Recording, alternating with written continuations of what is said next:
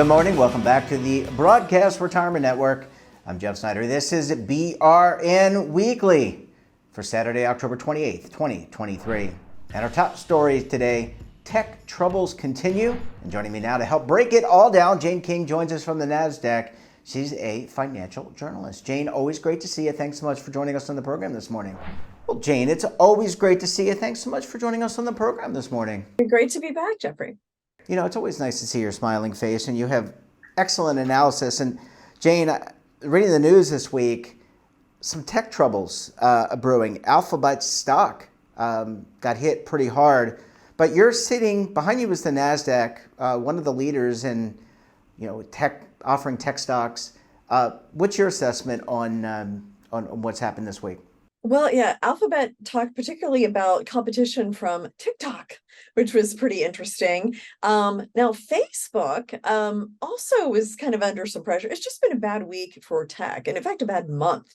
Looks like we're going to close with a down month across the board, with the NASDAQ under some particular pressure. So I think, these stocks are so owned. They really led things the first half of the year. They call them the what's it, like the seven magnificent seven or something. So it's like Amazon and Apple and Facebook, well, Meta and Google and Microsoft, and they did so well, and they're owned by hundreds of millions of shares, owned by like big funds and things. I don't know if there's much buying left, and I just think some people are taking profits, and that's what we've seen. It is October. Typically, as we go through November, December, things improve. So we'll see if that happens this year. Yeah, I got to say, I love the original version of the Magnificent Seven. That was a great Western. Yul Brynner was in that. I can't remember all the other stars, but I watched it the other day. The remake pales in comparison. Jane, Amazon, though. Okay, you mentioned the Magnificent Seven of tech stocks. Amazon, though, beating expectations. And I think this is like an area where you mentioned TikTok. They're competing, and now they're offering selling. You're able to buy clothing and other products through TikTok. So even so, Amazon killing it. Well, and Amazon is starting to add ads. So they're all kind of doing everything lately. Amazon had 10 billion in profit in the quarter. Still not where they were during the pandemic when we were ordering everything. So they're still kind of trying to get the e-commerce, thing going, but their ads are doing very well. Makes total sense. Walmart is going into this as well. Just you've got the products there. Why not have the ads to direct people right to them? So, we're seeing Amazon have some success with that. But I feel like the new CEO has not quite lived up to what Jeff Bezos did with Amazon. We'll see if he can get there. Yeah, it's really hard. The founder is always the person who, Oh, yeah. I mean, there are many instances where the founder has really stepped up and built the thing from the ground up and has an appreciation, knows where all the ins and outs are. I think it's hard to kind of step in. So there's always going to be a little bit of a lull. Jane, just taking a more macro view, let's just talk about the broader market, the broader economy, your sense for how the market's reacting to what's going on in the Middle East. There's still war going on in between Ukraine and Russia, so there's trouble there. And there's, lots of discontent around the world. How does that all factor into what the market's doing? Well, the markets are holding it pretty well, considering everything that's going on. Now, that could change in a half second once this would escalate, perhaps. And in fact, we did see oil higher when the U.S. struck some of those Iran-linked bases in Syria. So oil reacted to that. If that would escalate, we could see oil really react to it. So the markets, I think, just kind of watching. I feel like they're more cautious these days than they have been lately. But for the most part, earnings and interest rates have been the things that have driven this market, and they still do, even with everything going on geopolitically. Yeah, Jane, I was going to bring up the inflation just to kind of round out the conversation. We did a show earlier in the week with food prices. They're up about 5.8% this year, and I see it, you see it when we go to the store, regardless of where we live. What's the Fed? How is the Fed going to react to all this? Because you really can't cut. I guess they could raise again, but is that really what the expectation is by the market? Well, I think the expectation is still for one more interest rate increase this year. Mortgage rates, by the way, right around 8%. So the home buying market is virtual standstill right now. And interest rates trickle into everything. I mean, how we spend, how pension funds invest. I mean, the confidence. I mean, they're so important. We tend to kind of, oh, interest rates kind of boring. So important to the economy. But inflation is still there, and it's impacting people and what they spend. So I think, the Fed has said they want inflation at 2%, and we're not there. So if they stick by that, we're going to see another interest rate hike again this year. Jane, Halloween is on the 31st, obviously. What are you going to dress up as? So my husband and I are going to a party. The theme is Brothers Grimm. So we kind of figured like everybody was gonna dress like Hansel and Gretel and Cinderella, and so we're going as the Brothers Grimm. So I'm Jacob Grimm, and I've got a top hat that says Grimm Brothers Writing Company and my Victorian clothes. So we'll see how that goes. All right. Well, you're going to have to maybe next week you'll share some pictures with us. Jane King, always a pleasure talking with you. Great analysis as always, and we look forward to having you back on the program again very soon. Great. See you next week. Thanks, Jane. Always great to see you. Thanks for sharing your perspective. And we come back, we'll take a look at some of our best segments for the week. You're going to want to stay tuned right here on BRN Weekly.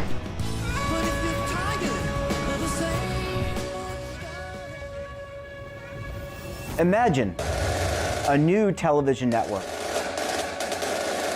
that will make you richer, healthier, and in control of your financial future.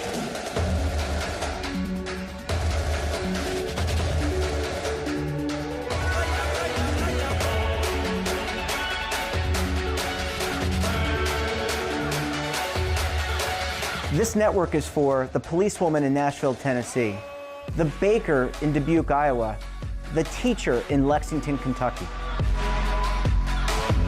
We want to make the idea of savings and retirement culturally relevant. But what do you see as a defining issue of the midterms? Especially for the smaller businesses. I mean, they are the lifeblood of the American economy.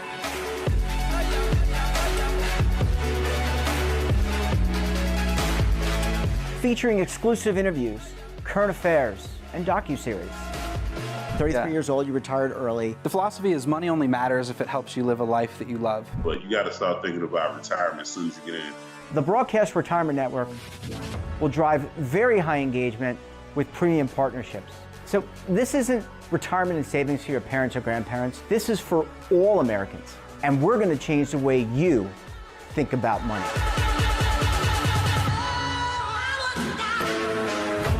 Welcome to the next frontier of retirement and savings. This is BRN, the Broadcast Retirement Network.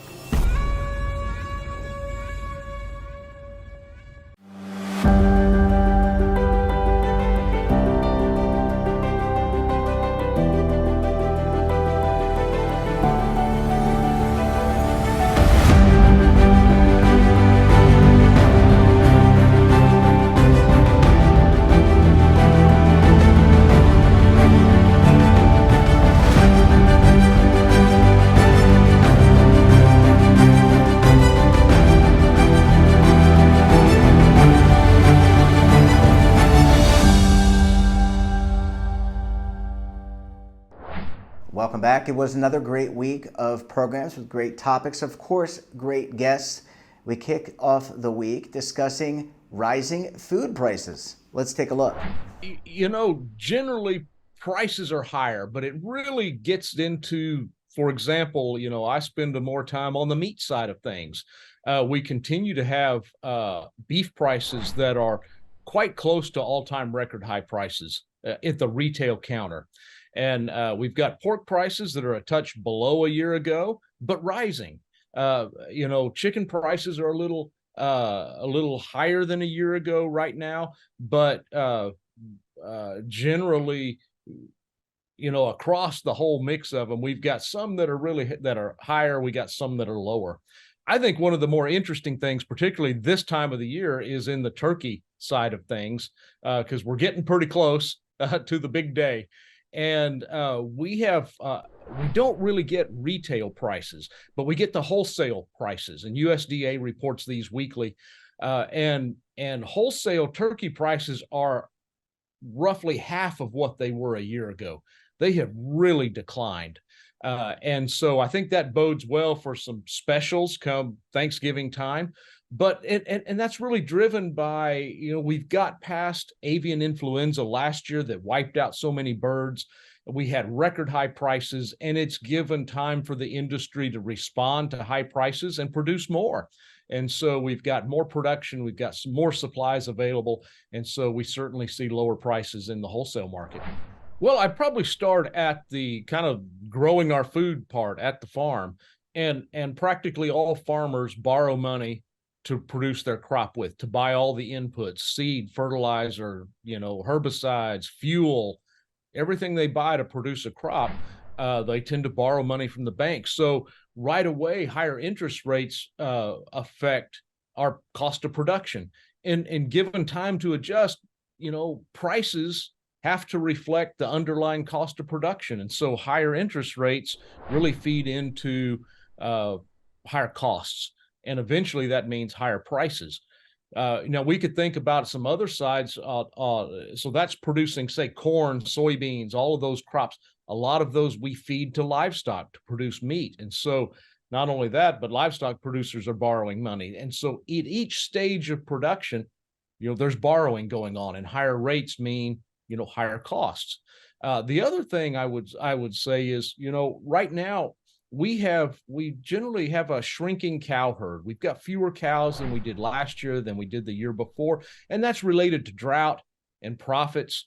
And so to build that herd, though, I've got to decide, hey, I can hold this young female calf, this heifer, I can hold her back and get her offspring for her life, and start building my herd, or I can sell her right now at these really high prices. And, we could think about that as sort of the present value of the stream of income from that cow, and higher rates discount the future more. And so we're really in a time where these higher rates are going to slow expansion of our cow herd to respond to high prices, to produce more beef for us. So there's a lot of these interactions throughout the agricultural side to get to our food prices. I think it really depends on where it goes from here. I think anytime we have wars like this, it adds uncertainty, it adds volatility to prices, to our underlying commodity prices. So more volatility, more risk probably doesn't help. But it sort of depends on, does this widen? Does this become more widespread to where it starts affecting oil prices or something like that? Yet, for our food commodity prices, I would think, not a lot of effect. Next up, Americans are foregoing dental treatment due to cost. Let's take a look. Something from the study that we found was that 9 out of 10, or more than 90% of people, have or will delay necessary dental care because of cost. It's definitely something that's impacting consumers, and something that needs to be addressed through affordable options like insurance, like FSA and HSA plans, as well as health and wellness credit cards like Care Credit. I think the study provided a lot of insights into the financial, emotional, and psychological factors impacting the cost of dental care, and frankly, how those factors affect Americans' dental care decisions. You mentioned the cost. I think those numbers are actually just the foundation for general care. Certainly, a lot of Americans will incur additional costs with orthodontics, implants, or more complex care that can add tens of thousands of dollars to the numbers you mentioned. And frankly, the attitude towards the affordability of dental care is surprising. Again, the survey found that more than half of the respondents felt that dental care was not affordable. And for those without dental insurance like yourself, that number rose to 75%. And that's really not a static number. You mentioned kind of the span of folks. For younger generations like the millennial and Gen Zs, that number is more than 50%. But that number goes up to 67% or more for elderly patients. It really is a significant barrier to care. We mentioned the 90% of people that put off care. That's general care. Frankly, what may be even more frightening is that 80% of people put off emergency dental care. And usually people that are in need of emergency dental care are in pain, or frankly having trouble chewing or eating, and having quality access to daily quality of life. So it's definitely something that shouldn't be ignored. I think Americans' awareness of the importance of dental care has never been greater. You mentioned inflammation that starts in the mouth will go to the whole body, and chronic inflammation is something, right, that we're finding out more and more is the underlying cause of a number of conditions and afflictions. So it really kind of starts with the mouth, and goes to the whole body. And again, just peace of mind, right? Making sure that you are not in pain, that you can be confident in your smile, that you have peace of mind when you're having interactions, with people, to ensure that kind of quality of life. It definitely cannot be understated how important it is. My regular dental routine included getting up in the morning and getting ready to go to work and go in the office. And as people lost that routine, one of the things that fell to the wayside was that kind of routine or proper, dental care, dental maintenance, brushing, flossing, things like that. So I think it's important for people to find a way to make sure they're doing that routine care, both at home every day, as well as seeing the dentist, twice a year, once every 6 months. I'm happy to hear that you did so the other day. But yeah, I think it's critical for a number of reasons. We talked about people delaying care. Delaying care is only gonna kick the can down the road. Right? It's not going to go away. So what people are finding is that delayed care is costing increased care and increased costs down the road. So important to make sure that we're addressing that every day, and seeing the dentist regularly, for sure. And that wraps up this episode of BRN Weekly. You have a topic of interest, someone you think we should talk to? Hey, drop us a line. And don't forget, for all the latest curated news and lifestyle, wellness, finance, tech, so much more, and all in one place, check out today's edition of our daily newsletter, The Morning Pulse. Want to search our archives, check out our latest content? Well, visit our website. Hey, we're back again tomorrow for BRN Sunday. We'll be breaking things down with the Legal Eagles and Oliver Rennick from the Schwab Network. You won't want to miss it. Until then, I'm Jeff Snyder. Stay safe. Keep on saving. Don't forget, roll with the changes. Waiting here for you to take and drink of. But if you're tired,